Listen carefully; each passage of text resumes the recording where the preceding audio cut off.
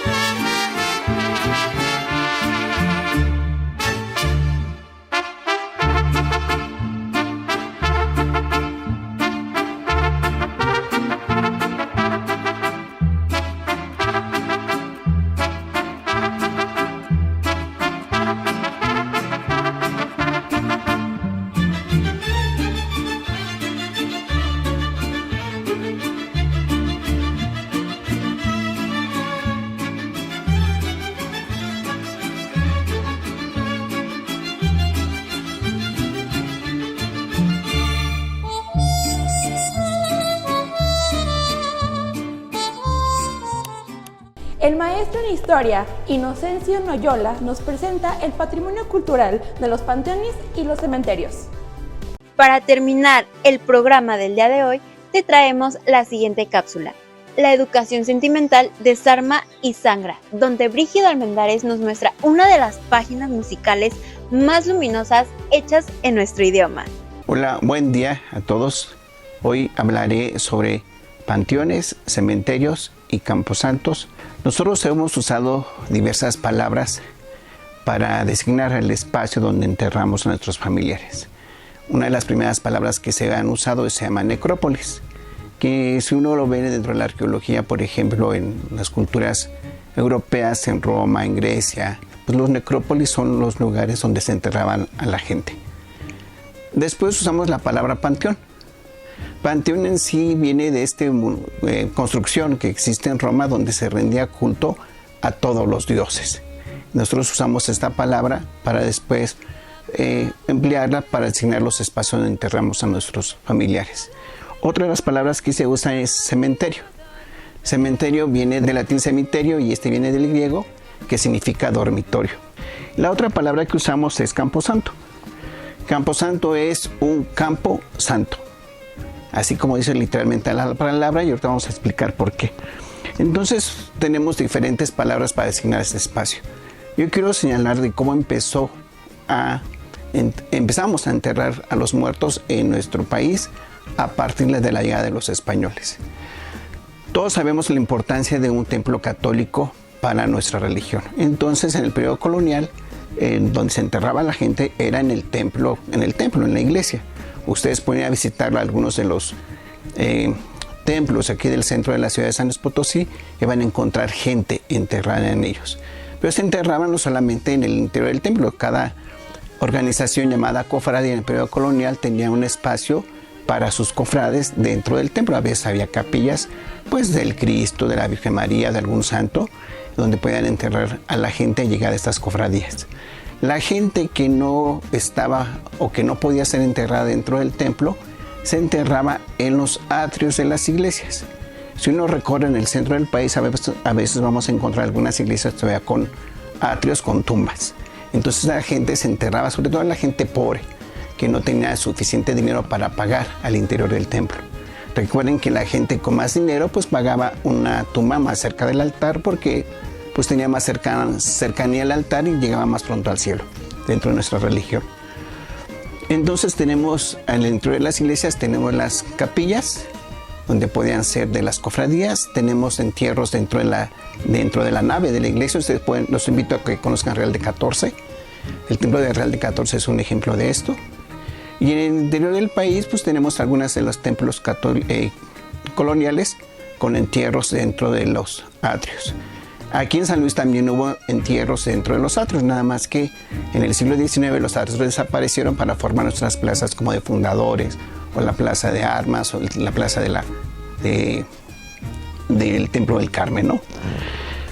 También usamos otras palabras para designar el espacio en donde enterramos el cuerpo: tumba, sepultura y mausoleo. Mausoleo pues viene de una de estas maravillas del mundo antiguo, que era la tumba dedicada al rey Mausolo.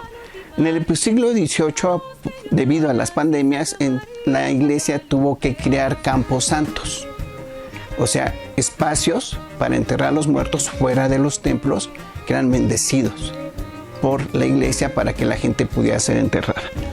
En el siglo XIX tenemos un cambio importante en nuestros cementerios. Nuestros cementerios se van a pasar al Estado, se secularizan. De la iglesia pasa al Estado y tenemos dos leyes, las voy a leer.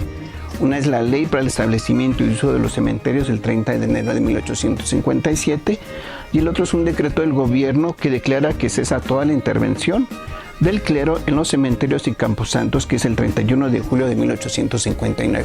Esas dos leyes van a generar o hicieron que los cementerios, los camposantos pasaran a poder del Estado y se quitaran de la iglesia por varias razones.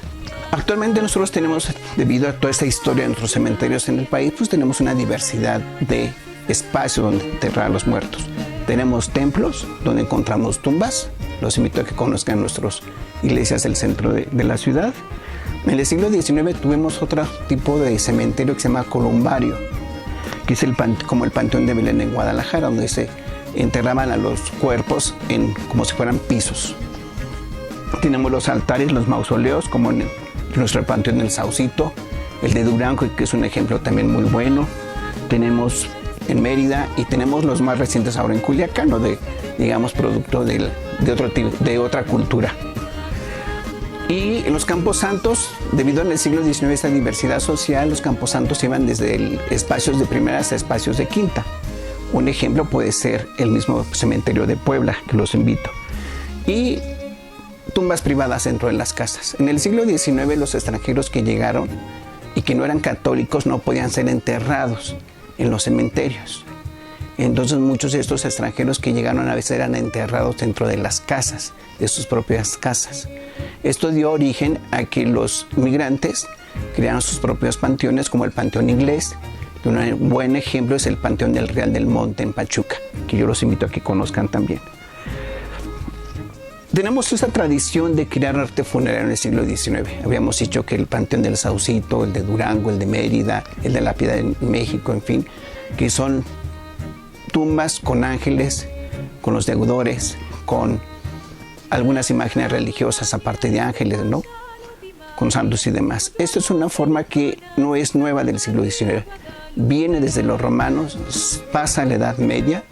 Hay que recordar las tumbas de los reyes en España, por ejemplo, y no llega hasta el siglo XIX. Nuestros panteones del siglo XX, del siglo XXI tienen otra, digamos, otra orientación tal vez, otras influencias. Entonces tenemos esta diversidad de templos. Pero eso es algo que es muy importante.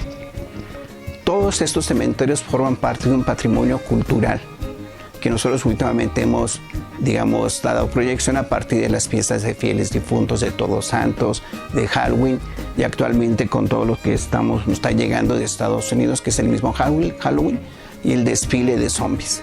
Es parte de una cultura que se va transformando y que va cambiando. Yo los invito a que conozcan estos cementerios. Yo les voy a decir que uno de mis favoritos es una tumba que está en Yucatán, que es la de Felipe Carrillo Puerto y la de Almarriz. Todos los cementerios tienen historias. El de Felipe Carrillo Puerto y Almarriz nos dejó como parte de esta cultura, del amor entre esas dos personas, una hermosa canción como es Peregrina, de ojos claros y divinos. Felipe Carrillo Puerto muere asesinado por cuestiones políticas, y Almarriz pide que cuando ella muera sea enterrada cerca de él. Uno puede ir a Mérida y ver la tumba de Felipe Carrillo Puerto, y en la calle lateral la de Almarriz. Todos nuestros panteones tienen historias. Hay que visitarlos, conservarlos y, por qué no, también quererlos. Es nuestra última morada. Muchas gracias.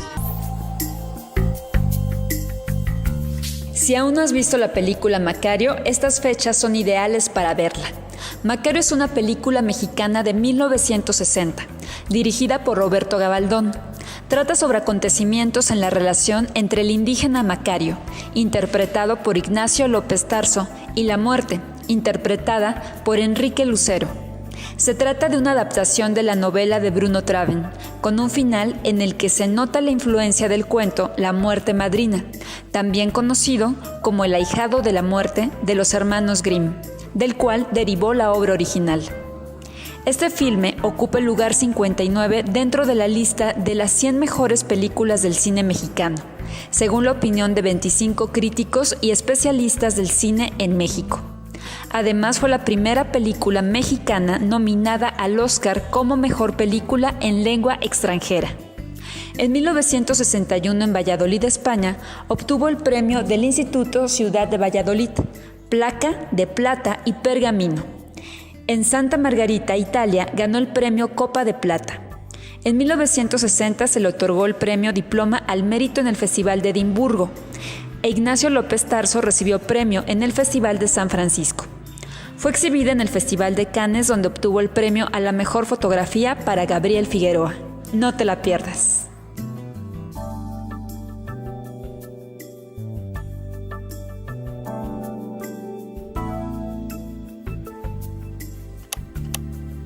El programa ha llegado a su fin, pero no te preocupes porque nos vemos la siguiente semana con más información sobre arte y cultura para ti. Esto fue Intervención, tu espacio en la cultura. Nos vemos el siguiente programa.